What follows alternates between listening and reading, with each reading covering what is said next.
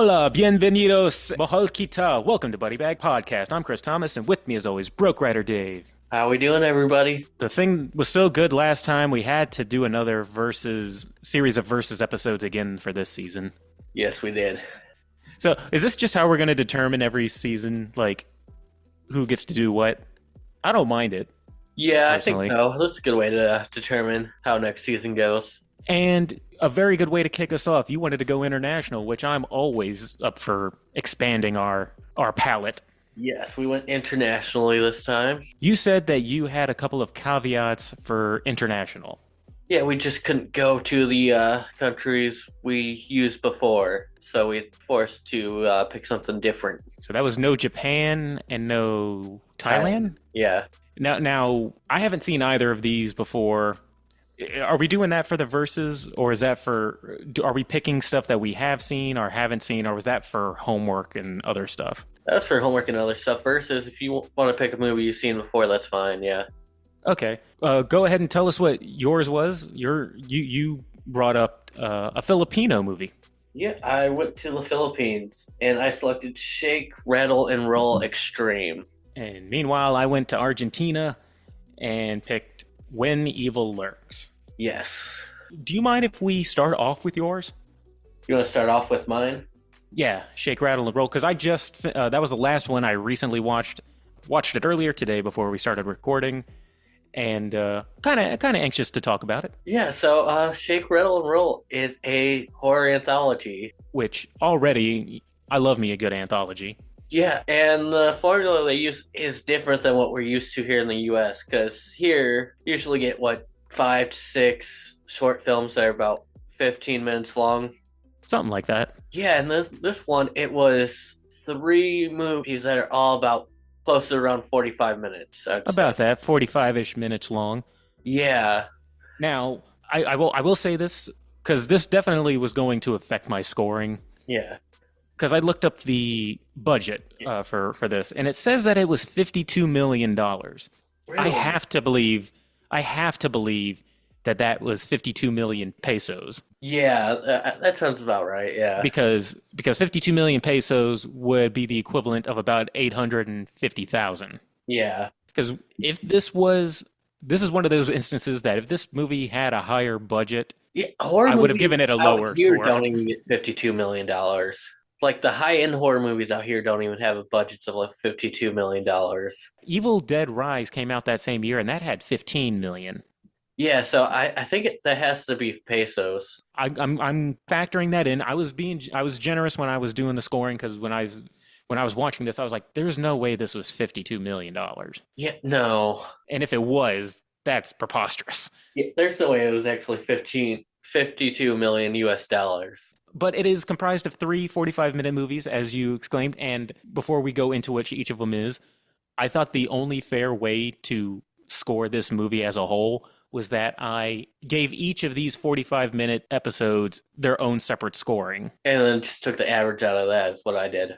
Yeah, so I just did, technical story and enjoyment for each one, and then factored it and took the average, and that's my overall score. Yeah. And what do you think about the format? I enjoy this format more than I do the format we use out here. I will say that it was cool that there were 3. First off, there was 3 horror movies. They all kind of felt like I kind of was in the frame of Tales from the Crypt, or not Tales from the Crypt, but Tales from the Crypt in my mind. Yeah. For some of these. And I think that these short stories work very well as an anthology. They were about the perfect amount of time each. They're long enough to where it gain your attention and you care about the characters, but they don't overstay their welcome either. They don't overstay their welcome. 45 minutes was plenty of time for you to kind of say, here's the synopsis. Yeah. Here are your characters. And so you don't have to necessarily worry about spending a whole lot of time building up, this is the plot. It's like we kind of, after 10 minutes, like, this is the plot. This is where we're into it now. Yeah, and the format that's set up, you really don't feel the runtime of 2 hours and 20 minutes or whatever it is. There were 1 or 2 instances where I did kind of, but for the most part, no. Yeah. And you get 3 completely different kinds of horror. Yeah. I say you have the first one, which is a demon demon, not possession, but a demon summoned Yeah. kind of movie. Second one, which I just went ahead and said it was a horror comedy, Yeah. Yeah.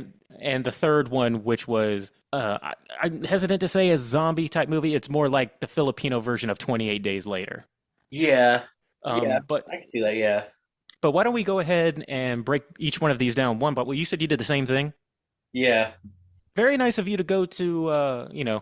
I'm for those of you who don't know, my grandfather's from the Philippines. I don't look it at all, but I'm part Filipino, so it was very cool. We got to These show the Philippines some love here. Yeah, the Philippines, some love. And these people who you see in these things, I've met a lot of these people, not in real life, but these But kinds of people. yeah, I have some Filipino friends. Well, yeah. But let's start off with the first one, which was the short episode called Glitch. Yeah. Gary the goat, I let you in something something. Let's play with no end. Yeah. So this movie, it follows a little girl, Lika, who lives at home. She has a single mom, older brother, and a nanny. Yeah, but I believe the older brother's name is Patrick. Yeah. The nanny is named Hismeen. And you got Leica. Yeah, and the mom, I think, is... Just call her Mom. Yeah.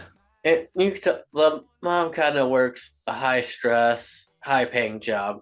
Yeah, she's a sole breadwinner. Yeah. But, I mean, they seem well off. Yeah, like I said, a very high-paying job. Yeah, they're a very well-off family. Yeah. But I gotta say, I didn't like Leica. No, it wasn't the acting. I think just the character. No, the acting was fine. Yeah, she's like the annoying little girl in the house, and everyone kind of just brushes her to the side. But she's also kind of spoiled too. Oh yeah. She's like pestering the nanny who's out there trying to hang up the washing to let it dry and whatnot. She broke her tablet the night before and is demanding the nanny let her use her phone. Yeah, her phone. Let me use your phone, and it's like, really go spoiled. away. Yeah, and that's kind of how she finds her way to Gary. Yeah, mom's just because mom is just got to go to work, and she's just like, it's the kind of situation where it's just like, I'm busy. Go on your tablet or go on the phone. Let it babysit you for a little bit. Yeah. And like the video kind of tells her what to say, and she says it, which summons Gary the goat. Yeah, it's like this weird Barney-esque TV show for little kids. It's like, hey, kids, well, sing this evil chant, but it doesn't seem evil to the kid. And Gary, I let you in. Something will play till no end, and summons the evil Gary goat demon monster. And she gets a stuffed goat, and everyone in the family is like, where did you get that? She's like, from a friend. Which would sound suspect, already. And to Leica's credit, does have an older brother named Patrick who calls her a demon. Yeah. It's like, I give her a little leeway, but at the same time, she is spoiled. Yeah, he makes it known that that's his half-sister. Yeah, so I might have my issues with her, but at the same time, her brother ain't making her feel good at all. Yeah, Patrick is probably late teens. Yeah, I'd say he's probably 15, 16.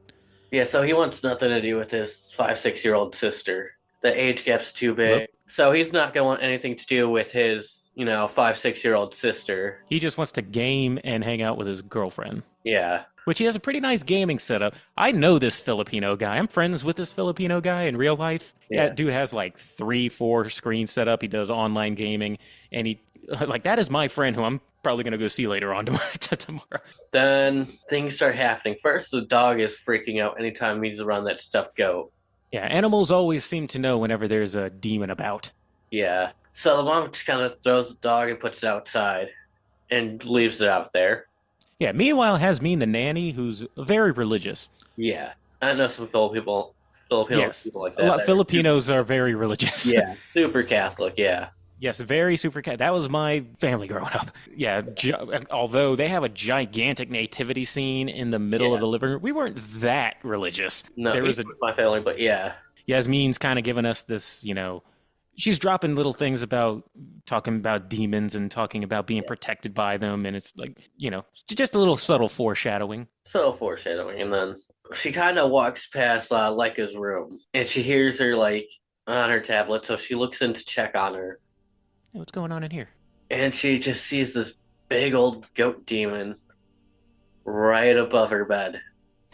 with this demon, I gotta say, looking like something that you bought out of Party City. I gotta say that the the effects on the demon, it looked like a Party City display. Yeah.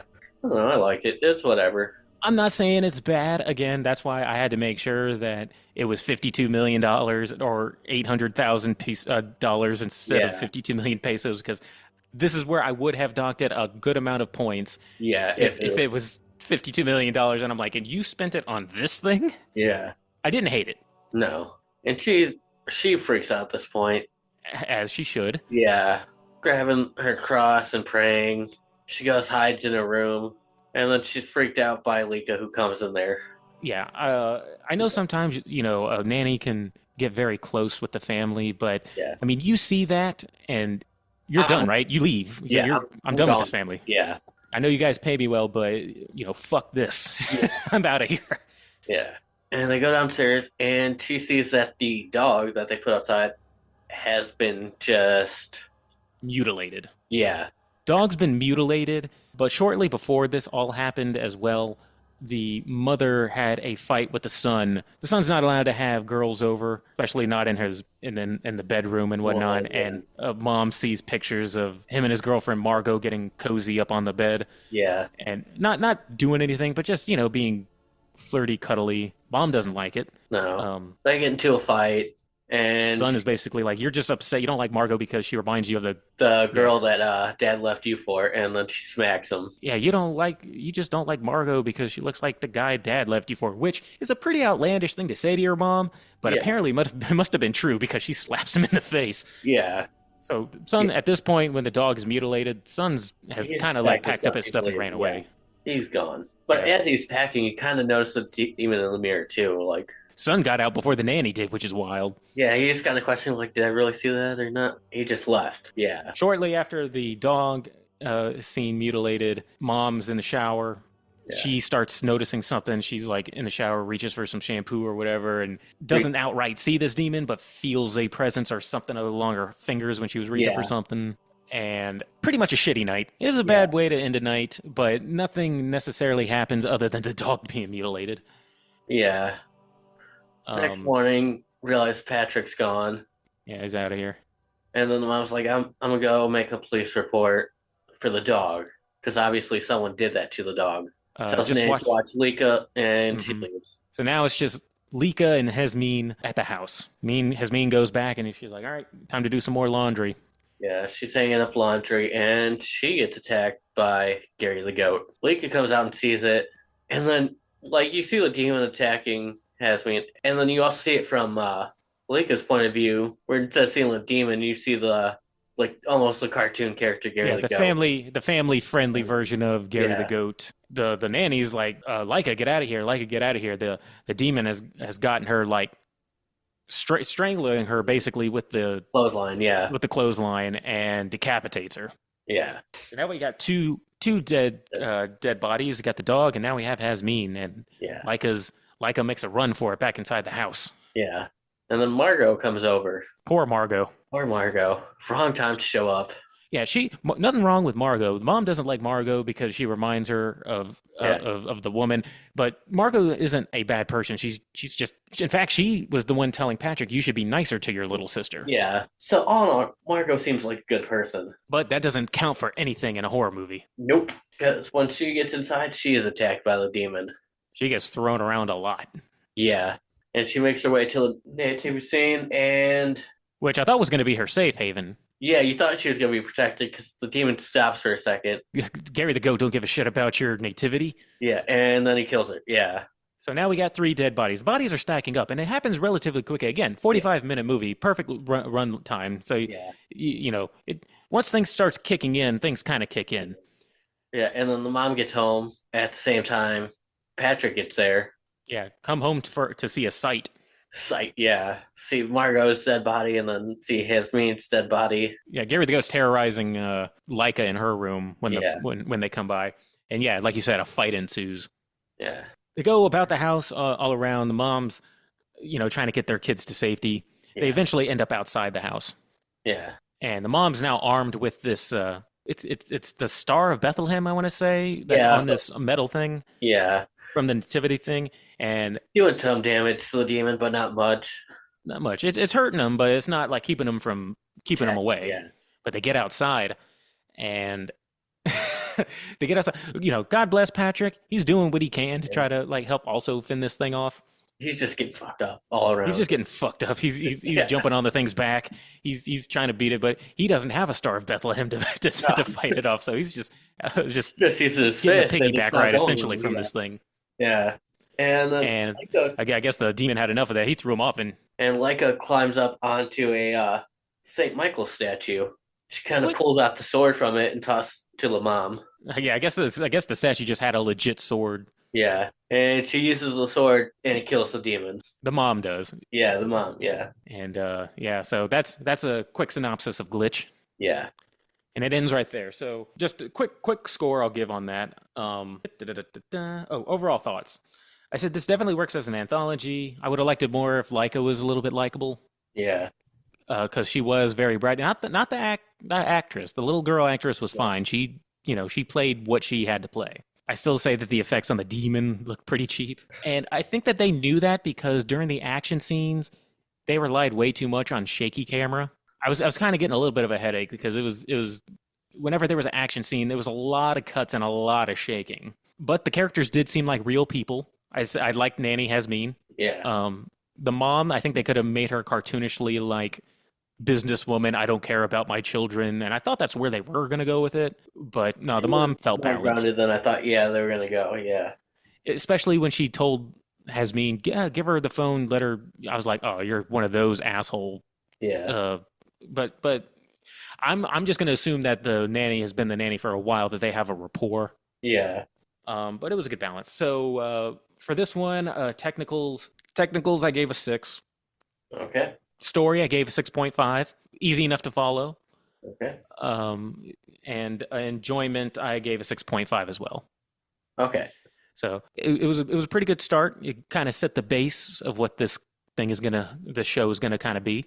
Yeah. And I say, though the story wasn't necessarily the most interesting thing, I always give something at least a 6 if I can follow it. It was cohesive. I know what's going on. Yeah. So that's why I gave it, that score. So what did you give it? For technicals, I gave it a 6.5. Okay. And then also with the story, I enjoyed the story and I could follow it, so I went a 6.8 on the story. Okay. And then enjoyment, like I said yesterday, I enjoyed watching this whole movie. Mm-hmm. So I put it at a 7.5. I just had a lot of fun watching this, yeah. That's fun. Now we're going to move on to the second episode called Mukbang, and I will say I enjoyed this more. Yeah, this one was so much fun, yeah. And I enjoyed it more with the caveat that once I realized, this is more of a horror comedy episode. Yeah. Because at first I was like, why? It's goofy, and I don't mean that as an insult. Yeah, the characters are more cartoonish in this one. Yes, and once I kind of reconciled with that, I'm like, okay. So it's like, okay, yeah. Like, this is what it's supposed to be. It's supposed to be kind of goofy. Yeah. Although, it's called Mukbang. Yeah. And it's about influencers. And when I saw influencers, I was like, oh, dear God. Because this could have went south fast. And then immediately my next comment on my note sheet was, oh, okay, these are cartoons. These are cartoon characters. Yeah. Mukbang basically is a quick synopsis of it is a bunch of influencers are getting together in a house for a giant collaboration. Yeah. You could tell, that it was kind of goofy and exaggerated. They were trying to show, the worst side of, influencers, on how they were treating the people that would help them and stuff. Most stuff they do is fake. Yeah, and this is, they live to get the followers. They live to be this, exaggerated version of themselves to the point where, they're, celebrities who feel like their shit don't stink. Yeah. Which can be fine so long as you do something with that premise. Yeah. But they managed to do something with this. Yeah, because they bring them to this house because basically what they want to do is replace them with, I don't really know what the name of the creatures are. Yeah, you just... shapeshifter cannibals. They're like shapeshifter cannibals who have been around since, as they say, ancient times. Yeah. and they picked these influencers so they could use the following they've built to like lure more people. lure more people for them Yeah. to eat and more bodies for their siblings and such. Yeah, which I like that setup. That sounds Yeah. like a pretty interesting setup. Yeah, you have these public figures, you can lure, other content creators and other people, like, come on over here for a collab. They kill you, eat you, take your body, and then they basically infest the world, is what they're going for. Yeah, and like the first two people killed are like assistants to the influencers, and then they kind of serve it to them, serve the meat of the assistants to the influencers. They don't even really realize it. Yeah, the whole point of this mukbang thing episode is that we're going to get everybody together and do this big eating thing where we're going to hire chefs and basically just have a party. Yeah, and the main characters are this couple, Lionel and V. They're like a power couple in the influencing world. Yeah, and their relationship it's on the rocks. Yeah, it's rocky. You could tell he's unhappy. No. She likes the idea of them being a power couple, but you can tell he's lost interest. Yeah. Which, fair enough. Yeah. So basically, they all get drunk, and then as they're all drunk ending the night, that's when these creatures attack. Basically, picking them off one by one. And that's where I got the most laughs. Yeah. But it's basically through Lionel and V, them trying to escape and arguing about their relationship the entire time. Oh, I thought you were going to say from the other two who were running away and still trying to, like, do their Oh, that was really funny too. social media. Like, the long through joke is like them just arguing about their relationship as they're escaping or trying to escape. You know what it kind of felt a little bit like? I don't remember the other two, but two of the influencers ran upstairs and were, like, on their phones talking to the chat, Twitter, as it was going on. Yeah, getting mad at each other for getting each other's streams while they're back to back. It kind of felt scary movie-ish. Almost, yeah. It kind of felt like that. Like, that seems like a gag that would have been in one of the scary movies. Yeah. Which I found, okay, that's a funny setup. They've been making and eating food throughout the night, which is basically they're eating their friends, which they don't know. But when I went to the Philippines, I have had probably the best shish kebab that I've ever had, but I couldn't tell you what meat it was. Yeah. It wasn't chicken and it wasn't beef. I don't know what it was, but it was delicious. Probably maybe it was people, because it looked a lot like the shish kebabs that was in this movie. Yeah, Philippines still like on the top of places I want to go. It's cool. If you go certain places, this is just going to be me plugging the Philippines for a second. We stayed for a week in kind of the touristy area, but then we went to where my granddad was, which was the not so touristy, the kind of a poorer area. Yeah. But it is a great place to visit. Yeah. It's very, very different. But so many beaches I'd like to go to. Yeah, I mean, there's over 100 islands. Yeah. In the Philippines, and the beaches that I went to, crystal clear. Yeah. So, book your reservations today. Go to the island of Bohol or Boracay.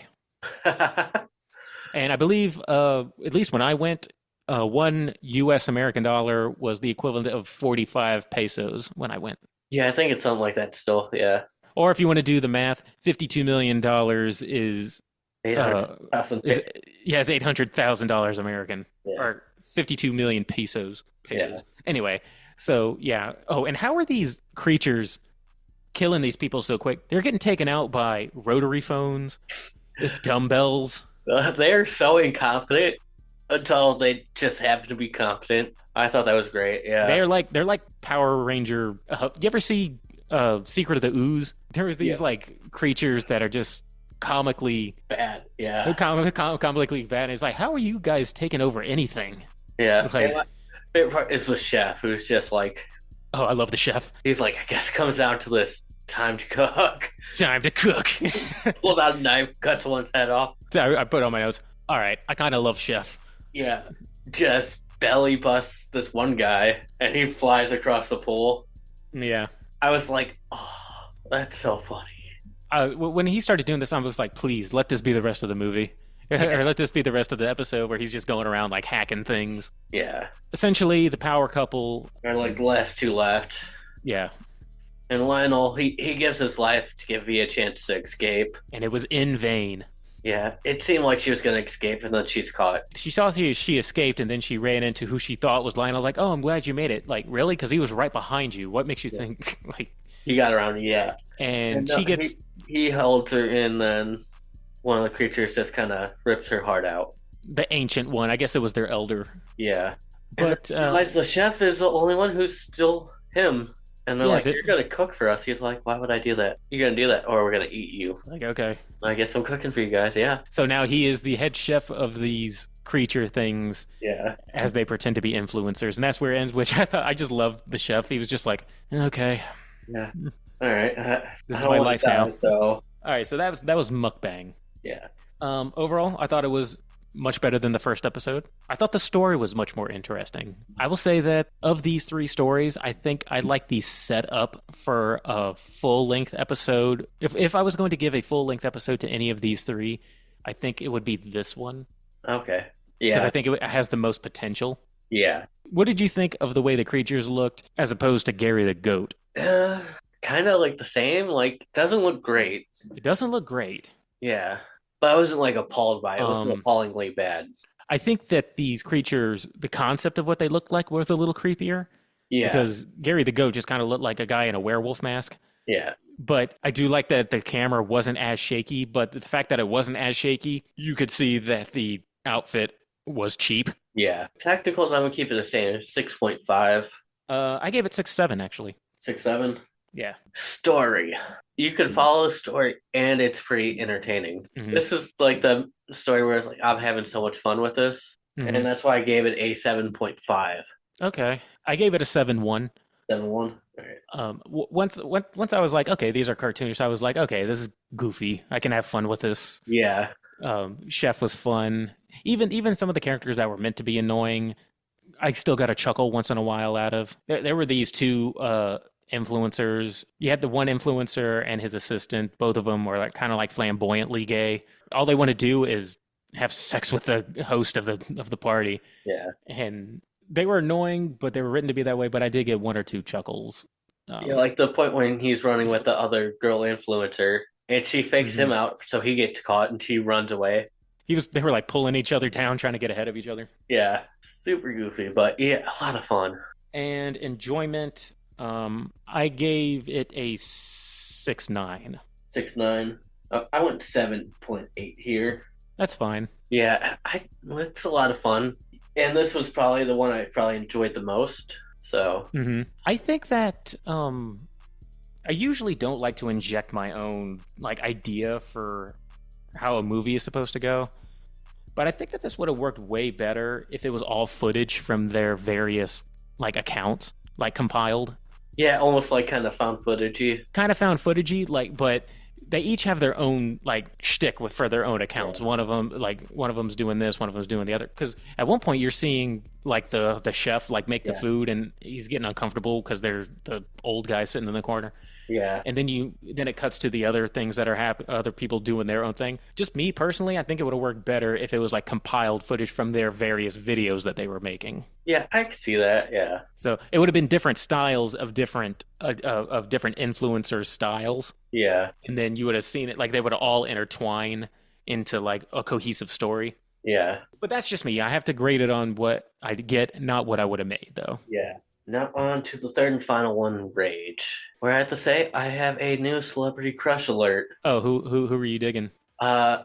The main girl in this one, I think the actress' Okay. name is Jane DeLeon. Okay, you liked her, did you? Oh yeah, Oh yeah. oh yeah. Don't need to go actually too much into this. It's basically Filipino 28 Days Later.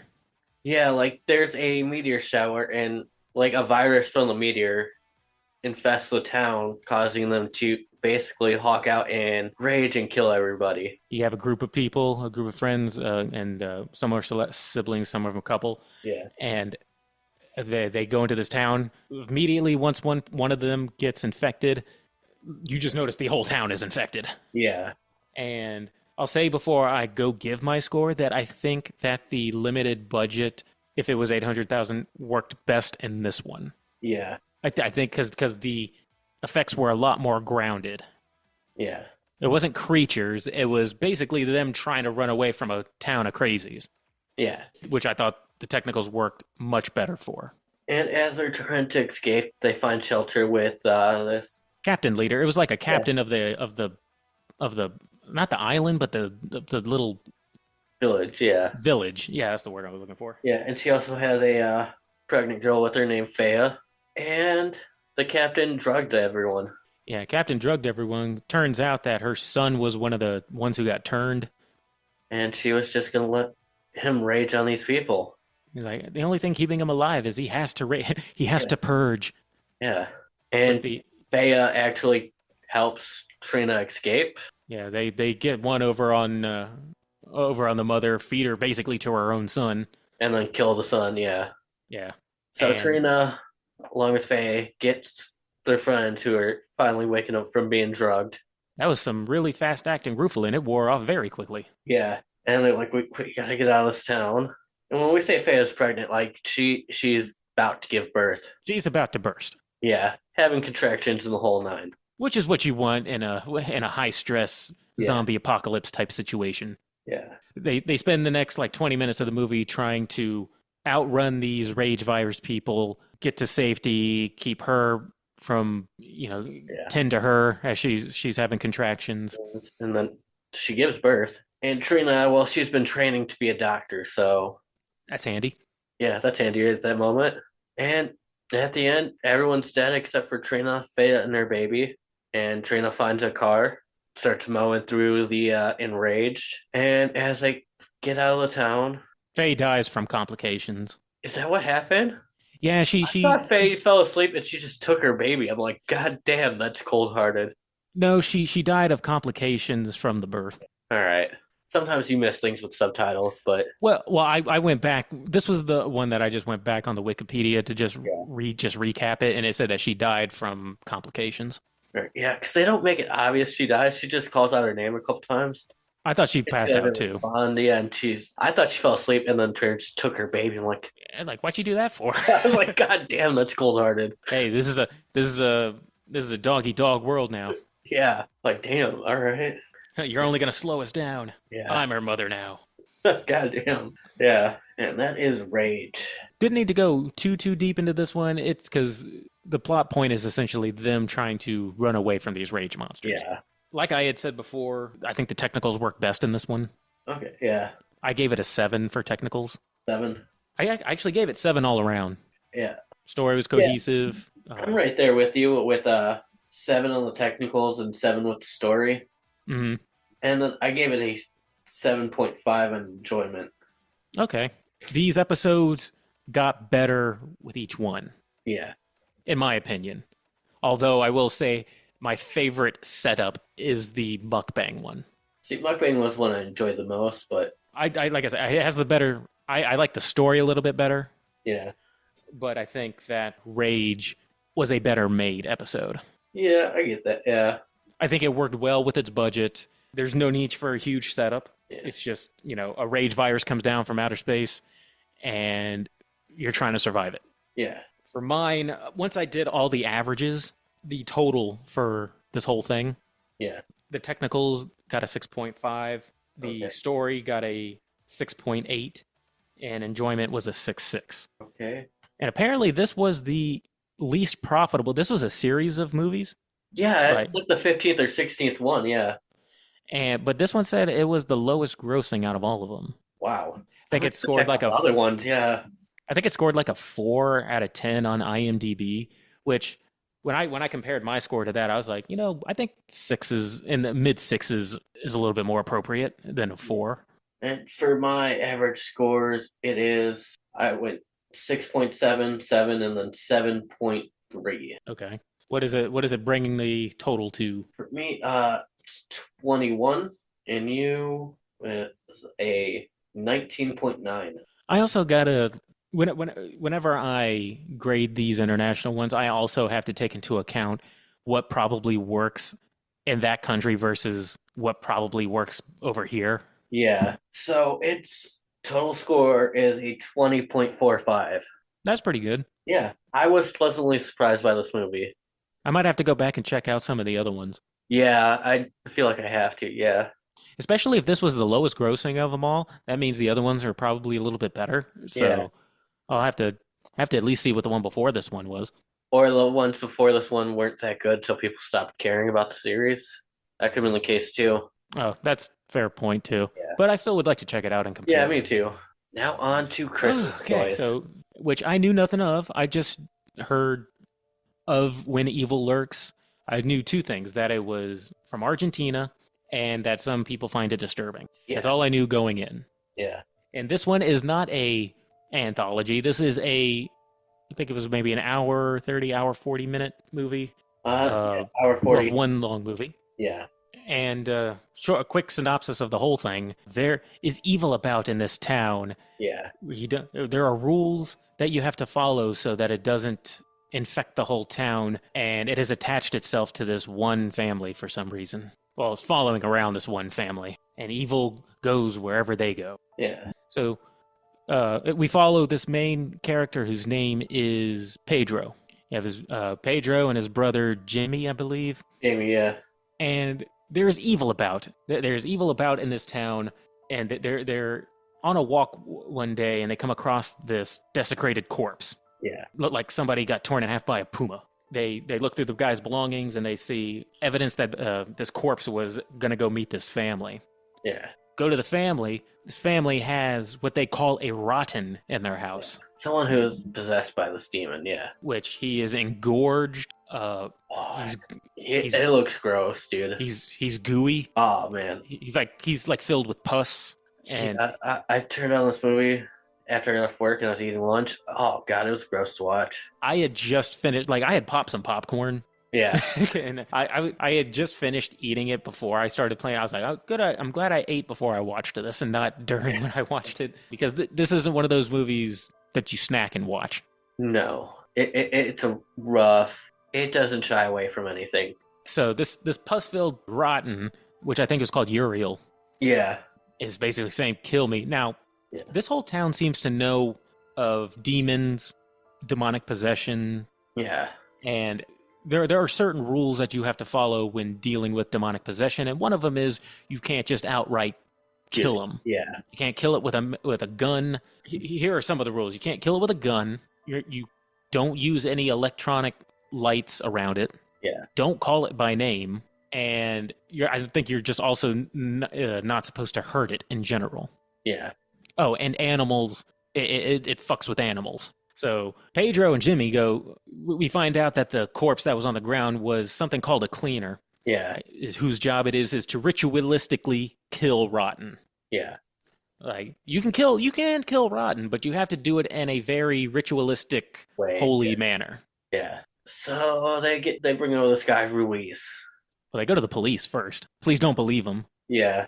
Which again, I have never seen a movie yet that actually have police actually do anything. Yeah. Police are like, whatever. Yeah. Oh, whatever. Oh, you're probably just seeing things. You're probably drunk. You're probably drunk. But they all know what rottens are, and they all know what demons are, but they're just like, we don't believe you. Yeah. Then they go meet this guy named Ruiz, who the family that has the rotten, they're on his property, I think. Yeah.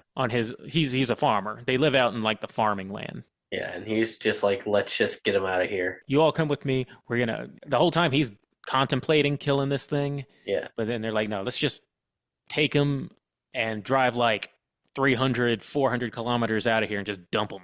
Yeah. Make him someone else's problem. So they drag him out while he's sitting there in the engorged state. State. Yeah, they carry him out in bed sheets. Yeah. And he's just leaking. Oh. That was grossing you out, wasn't it? Yeah. Just him leaking. Fluids, yeah. Pus coming out everywhere. So they load him onto the truck and they're like, all right, let's get him out of here. So they get him on the truck, start driving. Somewhere along the way, they almost hit a kid. Yeah. They swerve out. Yeah. Keep driving. Get to the point and realize he's not in there anymore. Fell out. Yeah.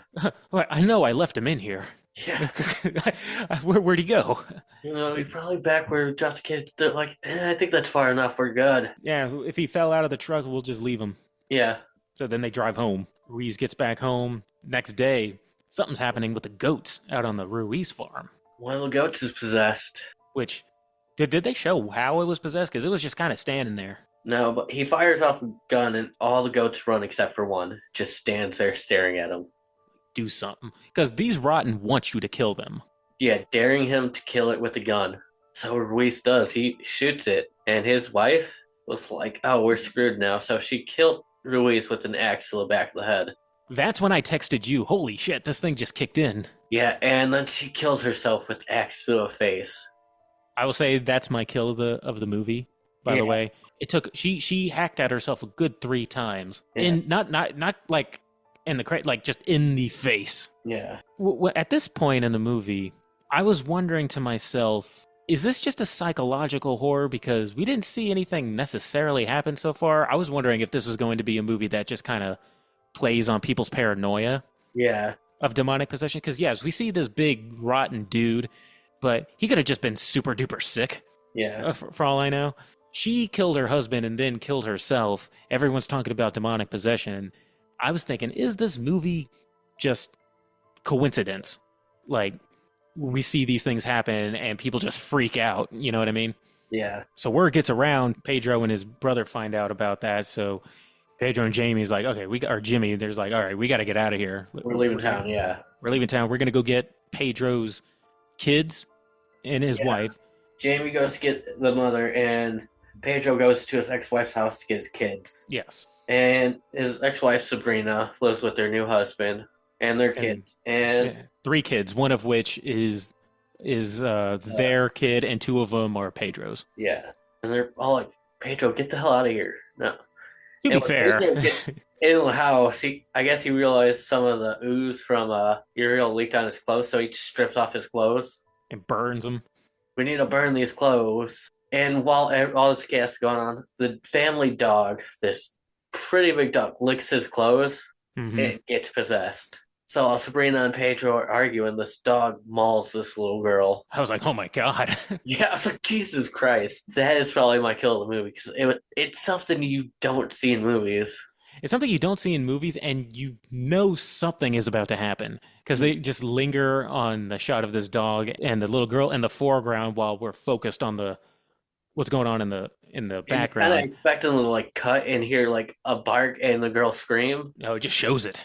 It shows it. This dog is just ragdolling this girl. Before all that happened, to be fair, Pedro would sound like a crazy person. Yes. Devil's advocate on Leonardo and Sabrina's side. Like, Sabrina's ex-husband shows up there talking about Rotten, barges his way in the house and starts taking off his clothes.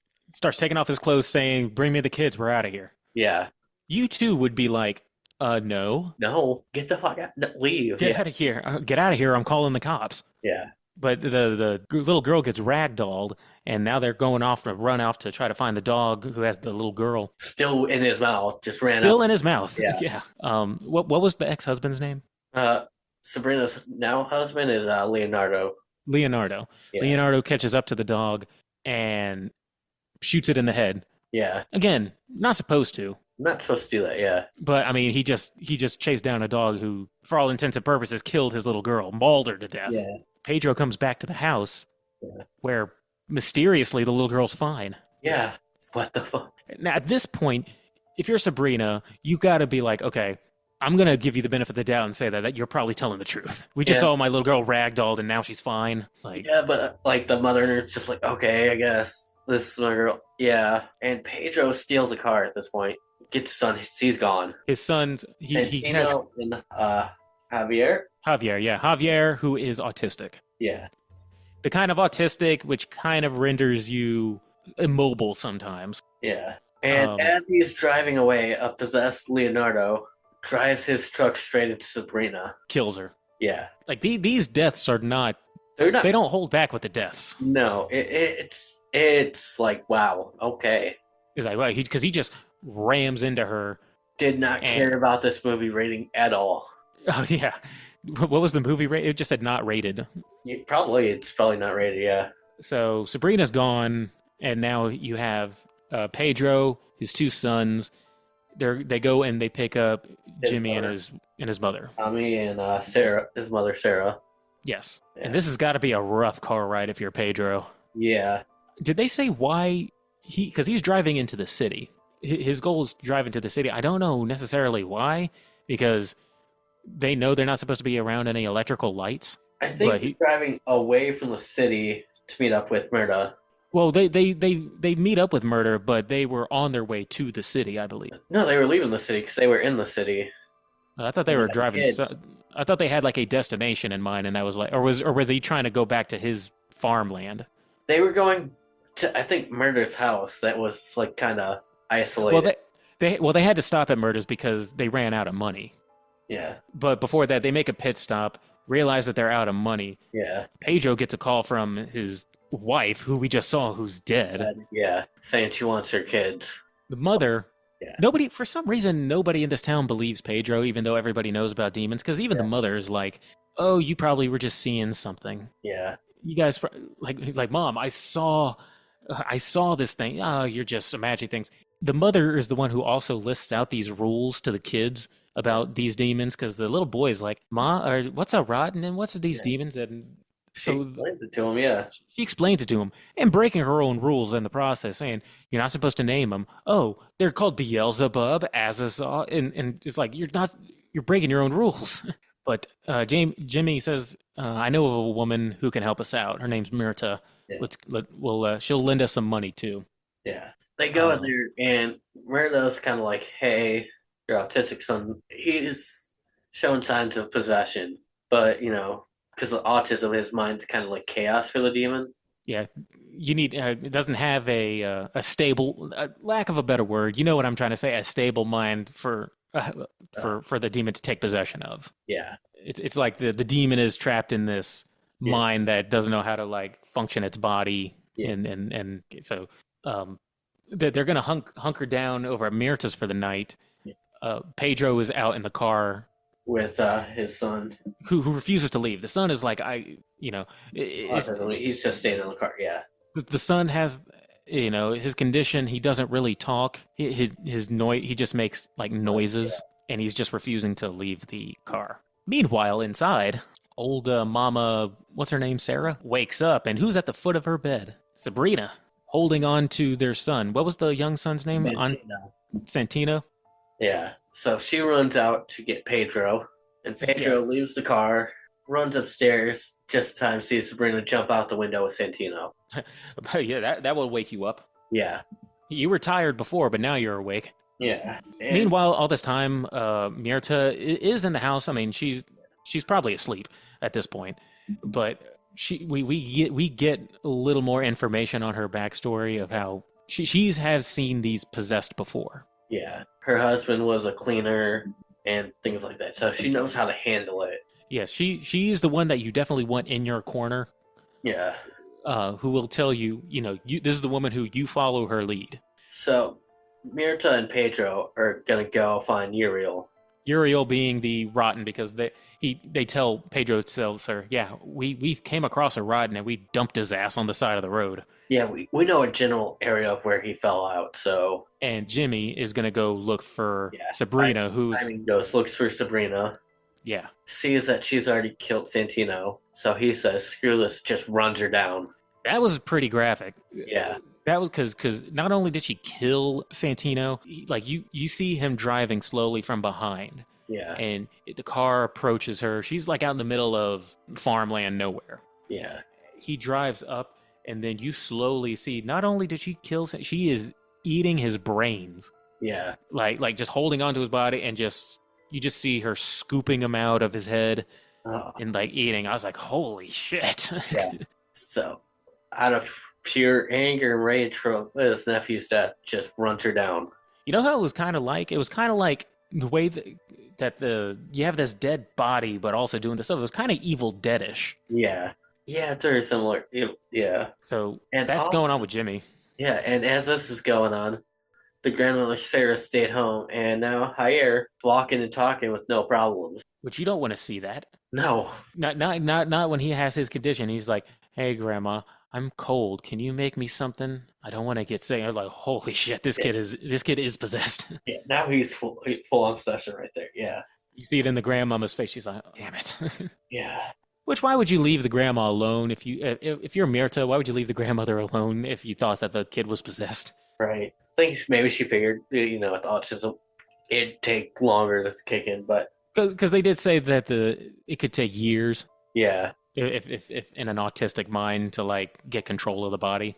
yeah. But It Mirta took a and couple hours. yeah, it only took a few hours. Yeah, and so Pedro and Mirta find the area where he was dropped off, which leads them to a schoolhouse filled with creepy, creepy children Creepy, creepy children. I think that are in the school in the dead of night.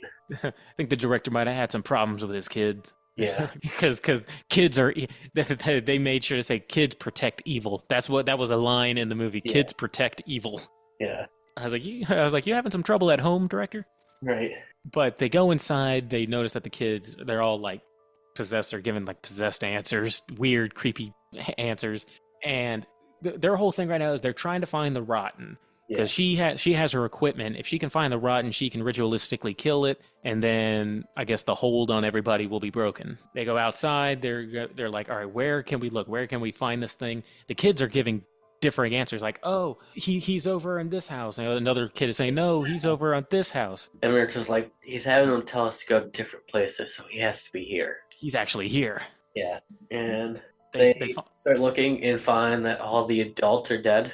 Okay. The kids killed the adults and like kind of buried them under these floorboards. This is where I started docking a little points, because they uncover the this little area where all the adults have been buried. Yeah. And they finally find the rotten. The rotten's like under all of them. Yeah. Mirta's like, okay, I'm going to set up shop here. I need you to pull this thing out. I need you to pull this rotten out so I can stab it in the nape of his neck with this ritual blade. And meanwhile, the kids and the rotten are just like saying shit to egg him on. Yeah. Like, oh, you should kill me now. Oh, you couldn't even save your own son. Making him angry. Dude, calm down. Please, just all you need to do is keep your composure. Keep your composure, yeah. Keep your composure. You are almost done. She just needs you to lift this thing up so she can stab it in his neck. Yeah. But he goes and they're like, there's an axe in the other room, for emergencies. And Mirta is saying out loud, Pedro, don't leave me alone here. Yeah. So he leaves her alone there. Leaves her alone. Goes to get an axe, which isn't there. Yeah. He got tricked by the kids, and then the kids killed Mirta, destroying all her equipment to do the ritual. Not just killed her slowly with a hammer. Yeah. There's not a lot of quick deaths in this movie.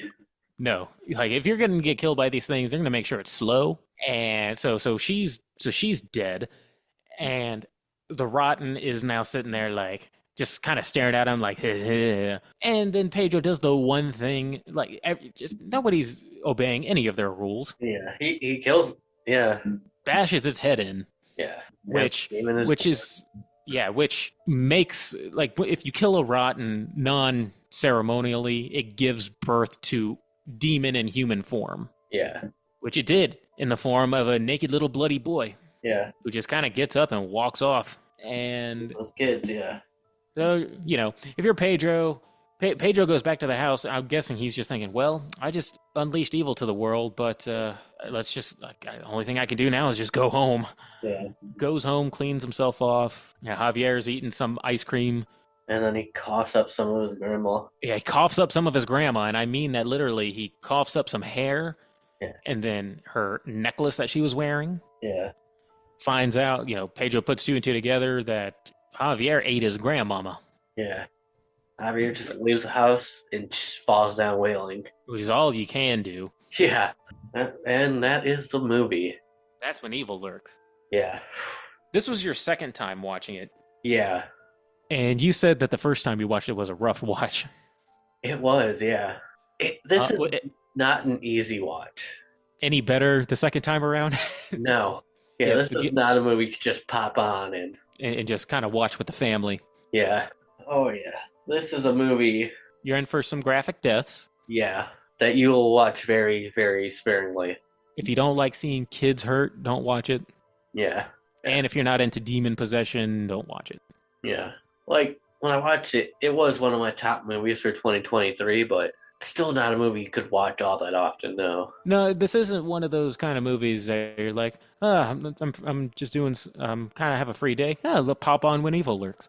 No. And if there is a movie you could watch continuously, you might have some problems. Now, having said all that, Time to score this bad boy. technicals, I gave an 8.3. An 8.3? Yeah, there were a few, I hesitate to call them jump scares. Is like when like the wife just axes him in the face, or when the dog kill, because you know something is about to happen, but it just kind of happens suddenly. Yeah. It's not necessarily jump scares, but this movie is pretty tense. Yeah. Again, I love the lack of music in movies. Yeah. And I think this works very well. There is some, but it's not overbearing, Yeah. and it's shot very well. I'm pretty close there with you. I give it an 8. Okay. Technically, it's very well done. The effect for the gore and everything is really good. Yeah, pretty good. Yeah. It showed that this director really knew what he was doing with this movie. Yeah, I'd like to see some more stuff. You could tell he had a clear vision of what he wanted for this movie Mm-hmm. and didn't dare to stray from it. He's like, this is what I'm doing. I don't care what anyone thinks. This is what I'm making. Argentinian movies kind of felt a little like Danish movies in terms of like they have the atmosphere just has this dread feeling Yeah. of just like you just feel the doom and gloom in the air. See, I haven't watched too many Danish movies, so. I'm comparing it to like Speak No Evil, I think was Danish. Okay, yeah. I think wasn't Let the Right One In also Danish. I think that was Swedish. Well, then Speak No Evil, I believe, was Danish, and that kind of has the same like just in the air of like this is just I feel just dread in the air. Yeah. Story for me, I'm gonna give it 8.5. Okay. You could follow the story, and it's a very unique demon possession story. Mm-hmm. There's so many possession movies, but this is so much different than what we usually get with demon possessions. Yeah, and usually I'm not. Well, I'll go into that with enjoyment. Yeah. But yeah, it was a unique take. I gave it a 7.8. 7.8. There were a couple of things that I was kind of scratching my head. Like, well, first off, I love the idea of an entire town who kind of is aware of demon possession, but I never understood why none of them believed him. Like, you live in a society where everybody knows what rottens are and knows and are very superstitious. Yeah. They know the rules. They know what to do and what not to do. But when you have a guy who is actively saying, yes, I saw one, I need the police aren't helping. Yeah. The mother is just breaking her own rules. Near the end, Pedro is doing exactly what Mirta is telling him not to do. Yeah. So I docked at a lot of points near the end for that. Pedro, keep your shit together, dude. Mirta is telling you, we're almost done. Yeah. Like, we're almost done here. And she has told you through this entire time what to do. Says it's going to mess with your mind. It's going to try to make you do stuff. You just need to listen to me. And then Yeah, would have been a little. Understand like the mental fatigue because this has been like what day 3 for him. Yeah, he hasn't been sleeping Dealing with the shit. Yeah. It's still good. That's still 7-8. Yeah. Now enjoyment. Did the uncomfortableness for you, especially the second time, how did that affect you scoring it enjoyment wise? Scoring, like it's a good movie. Mm-hmm. And I can watch it. I don't really enjoy it all that much. Which is fine. Unless I'm in the mood for like this type of movie. And that's why I gave it a 7. That's fine. I gave it an 8. An 8. I actually, despite my problems with some of the story stuff and the fact that it was all in subtitles, which it didn't take away from me. Yeah. I don't usually watch a lot of demon possession movies. Not that it disturbs me or anything. Yeah. I just don't watch a lot of. It's not usually my. I'm a creature feature kind of guy. Yeah. But there are some demonic possession or possession type movies that I do like. Yeah. This one's I did like. I like the setup again that the town knows about it, which I think is a pretty different take. Usually the town is skeptical about things, but this town is like, no, this is real. This happened before, yeah. And despite my gripes with the ending, it was pretty tense throughout.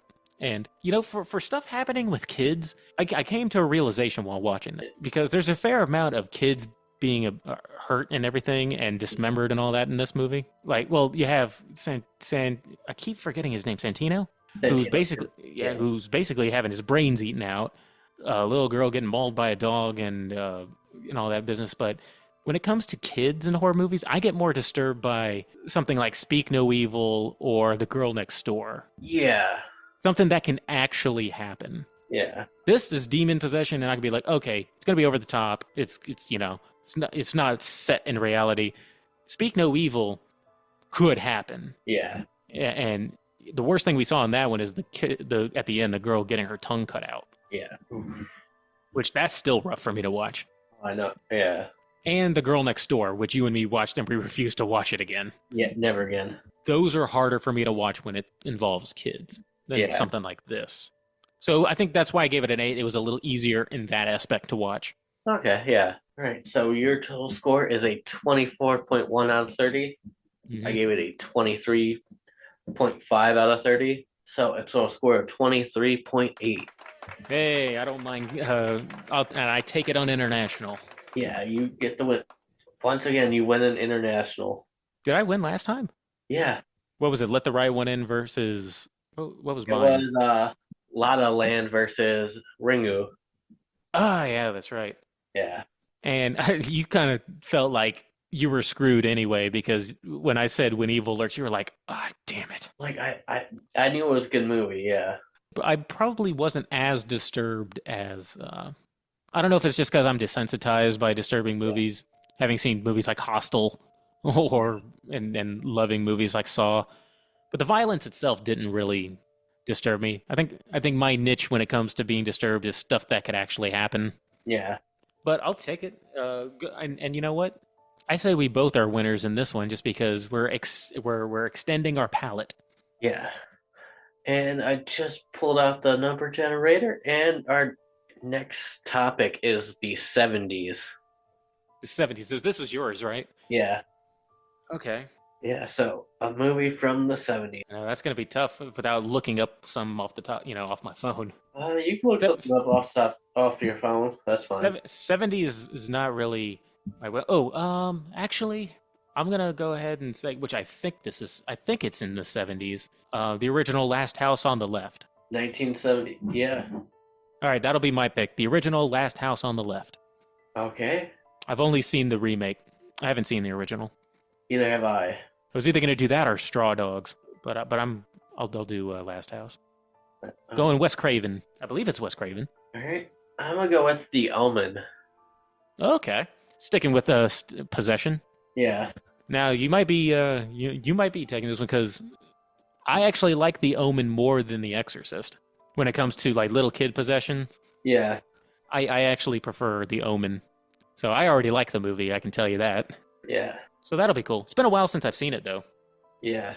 Yeah, I think it's gonna be a good one because I'm such a big Wes Craven fan. So. Oh, so you're a big Wes Craven fan, and I really like The Omen. So. Yeah. I've seen The Omen, but not the original.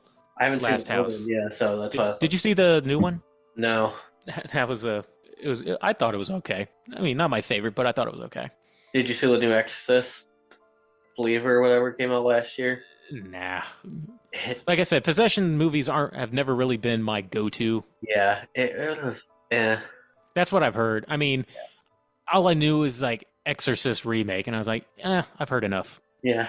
A lot of people say that the original one was perfection in its genre. Why would I want to watch anything less than perfection? Exactly. All right. So that was a good kickoff to our first verses. Yeah. And we want to thank you guys for listening. Have a good week, everybody. Yeah. Join us next time. Peace. Peace. Hey, everybody. Thanks for listening to Bodybag Podcast.